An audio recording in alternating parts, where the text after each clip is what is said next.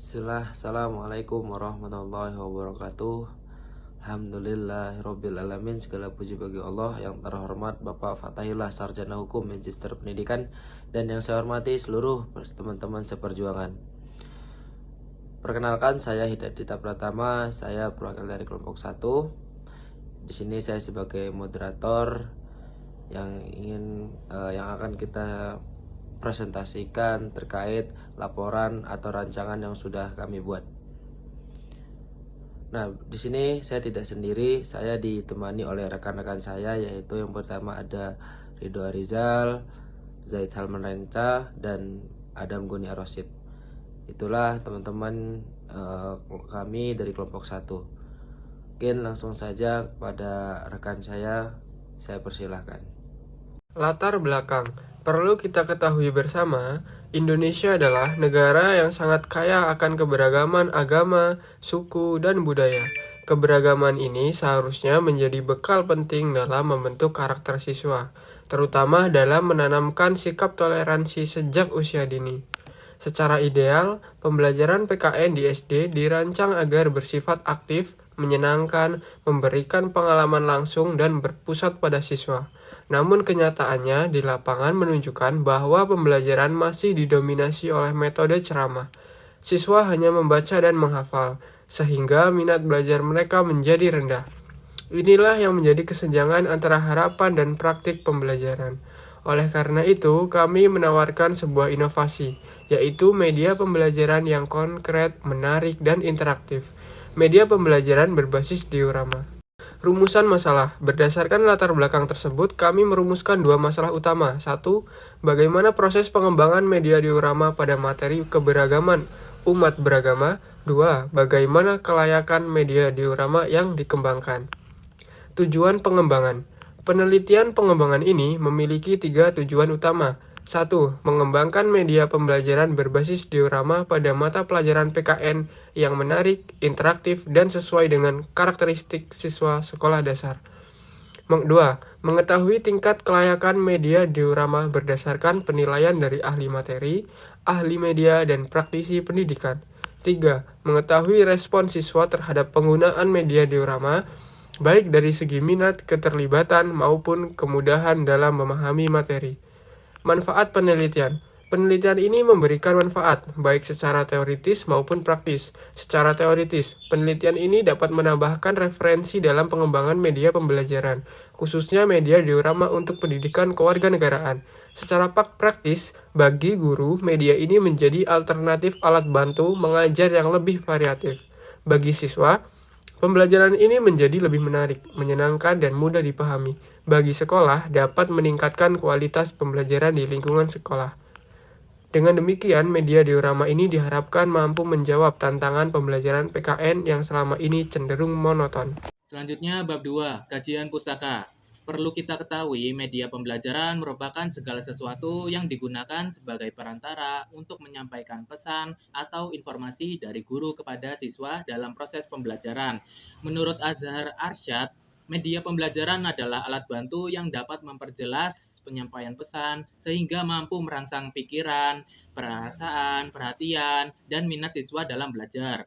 Selain itu, Umar Hamalik juga menyatakan bahwa penggunaan media dalam pembelajaran dapat membangkitkan motivasi dan memberikan pengalaman belajar yang lebih bermakna. Untuk yang selanjutnya, di sini ada jenis dari diorama.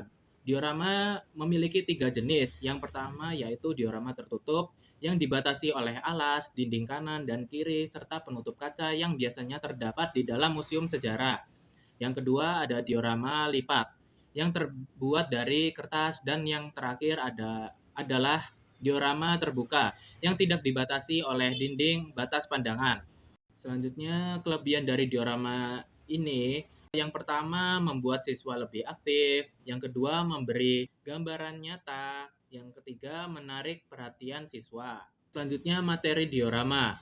Materi pendidikan kewarganegaraan atau PKN ini bertujuan untuk membentuk karakter siswa agar menjadi pribadi yang lebih baik, menanamkan nilai-nilai toleransi dalam kehidupan sehari-hari, serta mempersiapkan siswa menjadi warga negara yang bertanggung jawab.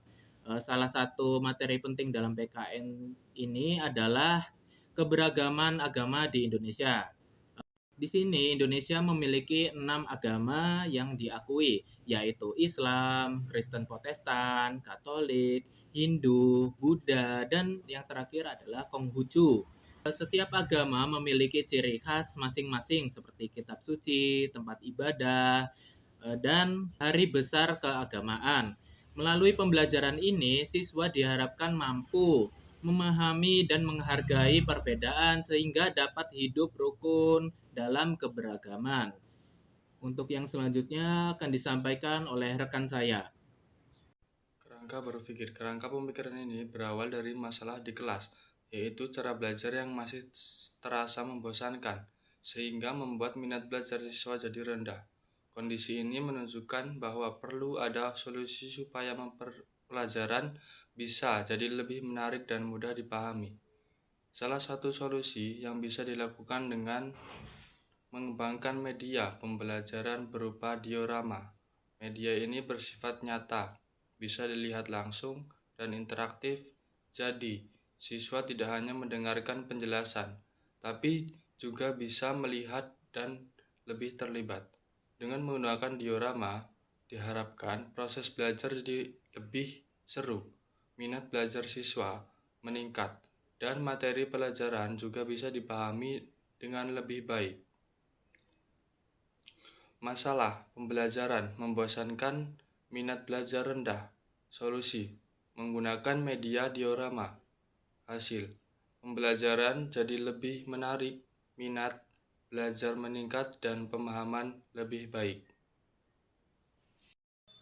Penelitian ini berawal dari masalah di kelas, yaitu pembelajaran yang masih membosankan. Jadi minat belajar siswa rendah, karena itu dibutuhkan cara supaya belajar jadi lebih menarik dan mudah dipahami. Solusi yang dipilih adalah membuat media pembelajaran berupa diorama atau model miniatur yang lebih nyata dan interaktif. Harapannya, dengan media ini siswa lebih tertarik belajar dan lebih paham materi. Metode penelitian yang dipakai adalah R&D, yaitu membuat dan mengembangkan produk pembelajaran, lalu diuji kelayakannya. Proses lewat beberapa tahap: analisis kebutuhan, perancangan, pembuatan, penerapan, dan evaluasi. Untuk mengumpulkan data digunakan beberapa cara: observasi atau pengamatan, wawancara angket atau kuesioner, tes, pre-tes dan post-tes. Intinya, penelitian ini fokus bikin media belajar yang lebih menarik supaya siswa lebih semangat dan mudah mengerti pelajaran. Selanjutnya yaitu metode penelitian. Pertama itu ada teknik analisis data. Analisis data dalam penelitian ini dilakukan secara menyeluruh untuk mengetahui kualitas media diorama yang dikembangkan melalui kevalidan, kepraktisan, dan efektivitas. Analisis kevalidan dilakukan menggunakan skala Likert 1 sampai dengan 5. Berdasarkan penilaian ahli materi dan ahli media untuk mengetahui tingkat kelayakan produk selanjutnya, dan guru untuk melihat kemudahan penggunaan media dalam pembelajaran. Sedangkan analisis efektivitas dilakukan dengan membandingkan hasil pretest dan posttest guna mengetahui peringkatan pemahaman siswa setelah menggunakan media diorama. Di sini ada rumus. Yang pertama itu ada rata-rata skor kevalidan. Yang kedua yaitu ada presentase, kepraktisan, dan efektivitas. Nah, yang pertama itu ada X bar sama dengan sigma X dibagi dengan N. Yang dalam arti atau keterangannya yaitu X bar adalah rata-rata skor dan sigma X adalah jumlah skor yang diperoleh, sedangkan N adalah jumlah itemnya. Nah, yang kedua yaitu ada presentase kepraktisan dan efektivitas. Nah, rumusnya adalah P sama dengan F dibagi N dikali 100%. Keterangannya, P itu adalah presentase, F itu adalah skor yang diperoleh, dan N adalah skor maksimum. Itu adalah rumusnya dari menggunakan teknik analisis data. Nah, selanjutnya ada tahapan-tahapan penelitian yang kami gunakan, yaitu yang pertama adalah persiapan, yang kedua pengajuan proposal, yang ketiga pengumpulan data, dan yang keempat analisis data, yang kelima penyusunan laporan, dan yang keenam presentasi hasil. Nah, selanjutnya juga di sini ada jadwal penelitian. Nah, jadwal penelitian ini dirancang selama 2 bulan, mulai bulan April sampai bulan Mei 2026. Itu proses kami melaksanakan atau mengembangkan media diorama ini.